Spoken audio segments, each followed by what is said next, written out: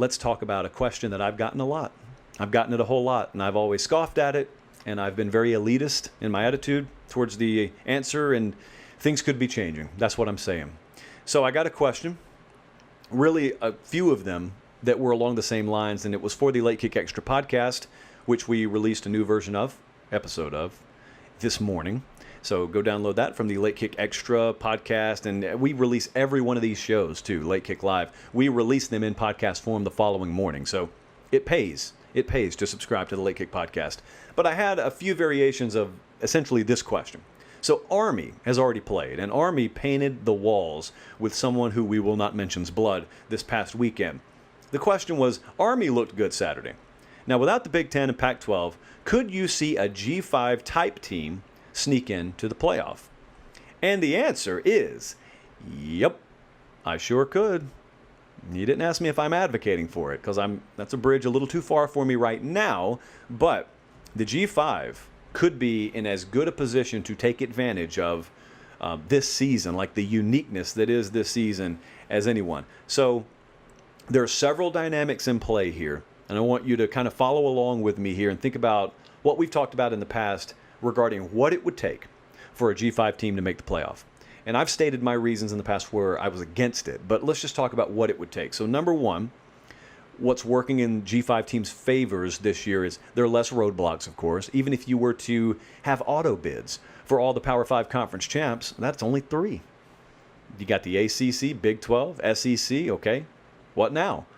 So by default, you already see you've removed some of the hurdles. And of course, we know there aren't auto bids. So it could be that the Big 12 spits out a 2-loss conference champ, and maybe Memphis is undefeated, let's say. So things could get crazy there. You got less hurdles to overcome. The Big Ten being out of the way is a really big hurdle that you would have had to have overcome.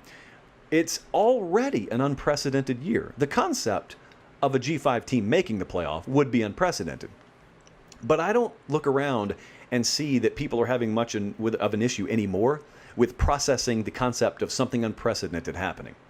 So if we were on the fence, if you had committee members on the fence and it was the night before and they had to submit their Final Four, and Cincinnati's there in the running, or Memphis, or whoever's Central Florida, and it's unprecedented, but whatever, it's 2020. All right, put them in.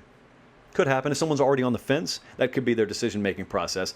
You're going to get credit for playing, guys. If you look around and you have Power 5 conferences sitting it out, and you're a G5, and you play, and you manage to get through the entire season, people are going to give you credit, myself among them. People are going to give you a whole lot of credit, and it's almost subconsciously like there could be people, maybe on a playoff committee, looking to reward.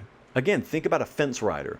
Think about an actual argument being made. Your undefeated AAC champ versus a 2-loss conference champ, or maybe a 1-loss non-conference champ. You could have a dynamic where people look and say, they deserve it. They deserve to be rewarded. Now, of course, that's not in the actual playoff criteria, but again, unprecedented 2020. Follow me here. It is far less likely. Here's the other, I think, dynamic that's in play. It's far less likely that we're going to have multiple Power 5 teams with elite resumes because of how tough the schedules are. In the SEC, they're playing 10 conference games. Do you really believe that they're going to produce an undefeated team versus an undefeated team in the SEC title game? I don't. Now, if I'm wrong, I'm wrong, and the SEC would no doubt send 2 at that point, if that were the case. But I think far more likely is you could have an undefeated or a 1-loss SEC champ, let's say it's Alabama, and then the next closest team has like 2 or 3 losses. And at that point, doors wide open for you if you've taken care of your business. And it's not a gimme there either. And I'm talking about the G5, because you're going to have to be undefeated. I pretty much believe you're going to have to be undefeated. And so there's a lot of round robin that's going to go on here. Army, the aforementioned Army, you look up and down their schedule, they still got to play Brigham Young, so that's obviously going to be not the easiest task in the world, but they play Cincinnati too. And so Cincinnati's in this conversation, just like Army is. So one of them will knock the other off. You have SMU and Memphis and Cincinnati and UCF. They all play each other. Someone will play again in a conference championship game. So you got to identify one of them, and they got to thread the needle. They got to run through that little gauntlet, and then if they come out on the other end, and any of them could, including SMU, any of them could, then yeah, could be in the running there. Someone asked about other teams like UAB in Conference USA, or like App State or Louisiana Lafayette. I don't think even an undefeated effort is going to get it done for them, only because I don't think the profile of the conference is such that it's respected enough. Like the AAC, whether you buy into it or not, they've done a pretty decent job of marketing themselves. I really hope Aaron's not watching this, as a Power 6.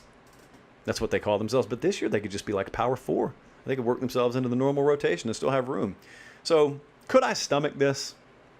I don't know. I don't know what the dynamic would be. I mean, what if we get to the end of the year and it's just a train wreck, and we're choosing between a bunch of 2 and 3 lost teams, and then Cincinnati's undefeated?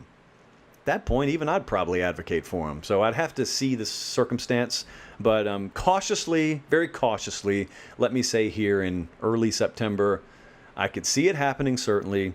I may even be okay with it. Possibly, could be. We'll have to see.